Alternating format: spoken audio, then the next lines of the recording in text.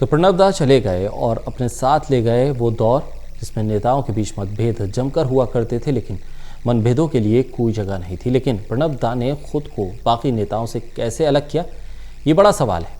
इसी सवाल का जवाब देती है हमारी ये रिपोर्ट।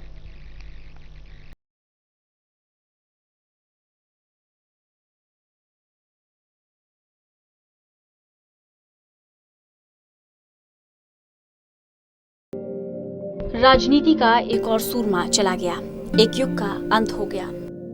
दरअसल बड़े कद का नेता जब जाता है तो उसके पीछे एक शून्य पैदा हो जाता है जिसे भरना बेहद मुश्किल होता है। और नेता प्रणब मुखर्जी जैसा हो जो पार्टी से ऊपर उठ चुका हो तो उसका जाना सबको खलता है और उसकी कमी को पूरा करना असंभव हो जाता है। प्रणब दा ऐसे ही थे, कांग्रेसी थे, लेकिन सभी दलों के नेता बराबर सम्मान करते थे।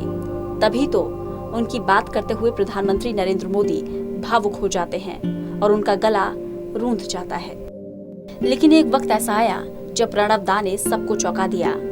उनकी एक हाँ ने सबको हैरान कर दिया। जिसके लिए हाँ थी वो खुश था, लेकिन पूरी पार्टी और उनकी अपनी बेटी पिता के इस फैसले से सख्ते में थी। ये था साल 2018 का, जब राष्ट्रीय स्वयंसेवक संघ के एक बड़े कार्यक्रम का आयोजन हुआ था जिसमें बड़ी बड़ी हस्तियों को न्योता भेजा गया। एक न्योता प्रणब दा को भी भेजा गया और सबको चौंकाते हुए प्रणब दा ने इसे स्वीकार कर लिया। प्रणब दा के इस फैसले से सब हैरान थे। कांग्रेस बैकफुट पर थी। उस वक्त कांग्रेस के कई दिग्गजों ने प्रणब दा को ना जाने की नसीहत तक दी तो कई नाराज हो गए। उनकी अपनी बेटी शर्मिष्ठा मुखर्जी ने अपने पिता से अपील की कि वो संघ के कार्यक्रम में ना जाएं, लेकिन प्रणब दा सभी की अपील और नाराजगी को विनम्रता से ठुकराते हुए नागपुर पहुंच गए। वहां उन्होंने आरएसएस के संस्थापक डॉक्टर हेडगेवार को बड़ी शिद्दत से याद किया, जो हिंदुओं का सबसे बड़ा संगठन खड़ा करने से पहले कांग्रेस के नेता थे। संघ के कार्यक्रम में प्रणब दा गए तो जरूर, लेकिन संघ की एक परंपरा भी उनकी वजह से टूट गई। संघ में किसी मुख्य अतिथि के बोलने के बाद सर संचालक का भाषण होता है, लेकिन प्रणब मुखर्जी के मामले में वो परंपरा टूट गई।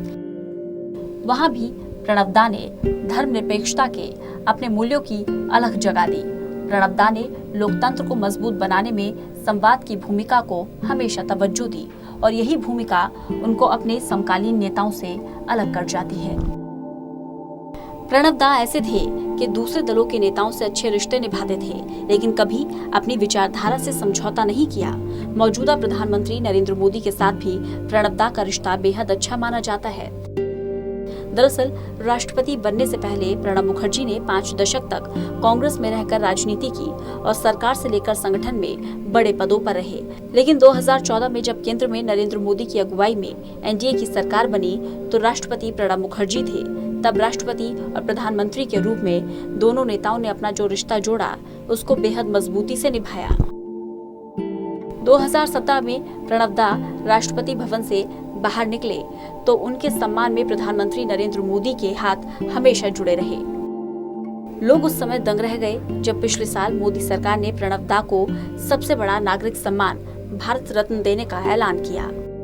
दरअसल प्रणब दा राजनीति की उस जमात से आते हैं जिसमें देश के पहले प्रधानमंत्री जवाहरलाल नेहरू और अटल बिहारी वाजपेयी जैसी शख्सियत मौजूद थी, जिसमें कितनी ही बार वाजपेयी नेहरू से तीखे सवाल पूछते थे और नेहरू भी बिना झल्लाए जवाब दिया करते थे।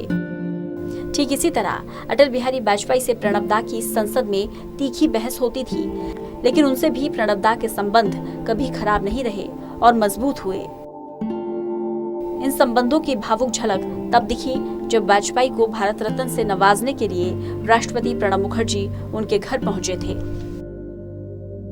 दरअसल उस जमात में राजनीतिक छुआछूत के लिए कोई जगह नहीं थी। तब मतभेद खूब हुआ करते थे, लेकिन मनभेद की जगह नहीं थी। अफसोस ये है कि ये नेता अपने साथ सुनहरे दौर को भी लेकर जा रहे हैं और हम सिर्फ देख सकते हैं उन्हें जाते हुए।